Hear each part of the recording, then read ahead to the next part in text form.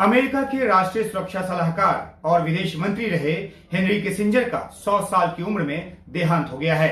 Kissinger को कई रूप में याद किया जाएगा। एक तो अमेरिका की विदेश नीति को प्रभावी तरीके से निर्धारित करने वाले राजनयिक के रूप में, और दूसरा विवादित नीति निर्धारक के रूप में।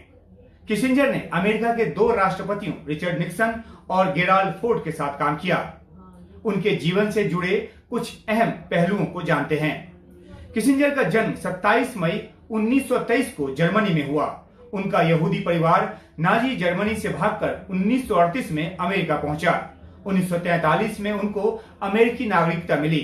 उन्होंने हार्वर्ड से डायरेक्टरेट किया, वहीं एसोसिएट डायरेक्टर बने और फिर अमेरिकी विदेश विभाग समेत कई सरकारी एजेंसियों को सलाह देने का काम शुरू कर दिया। 1968 में राष्ट्रपति निक्सन ने उनको अपना राष्ट्रीय सुरक्षा सलाहकार बनाया और अपने दूसरे कार्यकाल में उनको विदेश सचिव यानी कि विदेश मंत्री भी बनाया। 1974 में निक्सन के इस्तीफे के बाद उनके प्रभाव में कुछ कमी आई, लेकिन उपराष्ट्रपति से राष्ट्रपति बने गेराल्ड फोर्ड ने भी किसिंजर को राष्ट्रीय सुरक्षा सलाहकार और विदेश मंत्री दोनों ही पदों पर बनाए रखा। इस दौरान चीन और सोवियत संघ के प्रति किसिंजर ने काफी प्रभावी नीति अपनाई। उनको कोल्ड वार को नया रूप देने वाला भी माना जाता है। उन्होंने सोवियत संघ के साथ रणनीतिक हथियारों को सीमित करने को लेकर बातचीत की और बैलिस्टिक मिसाइल निरोधी संधि भी की, और इस तरह से दोनों महाशक्तियों के बीच तनाव को काफी हद तक कम किया। 1970 के दशक के शुरुआत में उन्होंने अमेरिका और चीन के बीच पिछले दरवाजे से बातचीत की। इससे अमेरिका और चीन के बीच औपचारिक राजनयिक संबंध स्थापित हुए और फिर 1972 में निक्सन का ऐतिहासिक चीन दौरा हुआ। 1973 में उनकी शटल डिप्लोमेसी के जरिए इजराइल अरब युद्ध को रोकने में मदद मिली। इन बातों को उनके राजनयिक जीवन के सकारात्मक पहलुओं के तौर पर देखा जाता है, लेकिन उनकी बहुत सी नीतियां बहुत ही विवादास्पद रही हैं। वियतनाम युद्ध के समय कंबोडिया पर भारी बमबारी की गई और इस तरह किसिंजर पर युद्ध अपराध का आरोप भी लगा। इसमें हजारों लोग मारे गए थे। इससे नरसंहार करने वाले खमेर राउज को सत्ता स्थापित करने पर उस पर काबिज होने में मदद मिली। हालांकि यह भी दिलचस्प बात है कि 1973 में वियतनाम युद्ध को खत्म कराने की बातचीत में शामिल होने के कारण किसिंजर को नोबेल शांति पुरस्कार से नवाजा गया।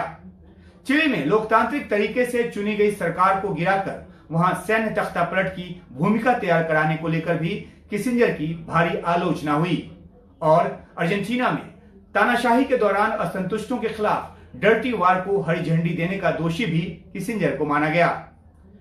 उनको लैटिन अमेरिका में कम्युनिस्ट का विरोध करने वाले तानाशाही का समर्थन करने के लिए युद्ध अपराधी तक कहा गया।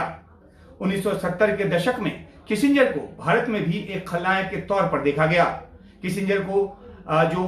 उन्होंने पाकिस्तान के जो तानाशाह थे उस समय याहिया खान, उनका समर्थन किया, जिसने बांग्लादेश में नरसंहार को अंजाम दिया।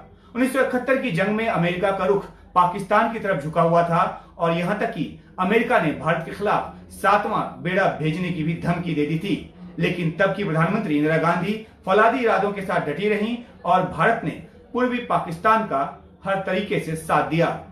किसिंजर ने इंदिरा गांधी से मुलाकात की और पाकिस्तान के खिलाफ मोर्चा न खोलने की सलाह दी, लेकिन इंदिरा नहीं मानी। इसके एक दिन बाद 5 नवंबर 1971 को राष्ट्रपति निक्सन ने किसिंजर से बात करते हुए भारत की प्रधानमंत्री इंदिरा गांधी के लिए एक गाली का इस्तेमाल किया और किसिंजर ने भी उसमें निक्सन का साथ दिया। भारतीयों के लिए भी गाली शब्द का इस्तेमाल किया गया।